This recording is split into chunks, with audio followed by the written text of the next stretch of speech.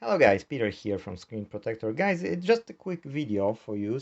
Look, I've made this to show you how those screws are aligned, and it's actually quite simple on the PS4 Slim.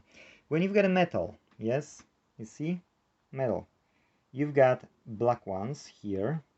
When you've got plastic inside, you've got those silver ones, yes, or chrome ones. So metal and this.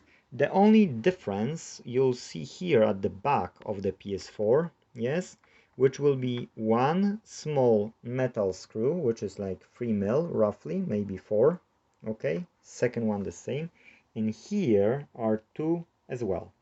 So those 4 are different from the rest, and here you just follow the line. Is it a metal? I'm putting this chrome one or silverish, yes.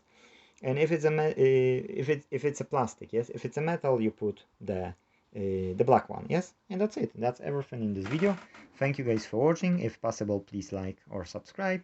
Thank you, and if possible, let's fix them all. Bye bye.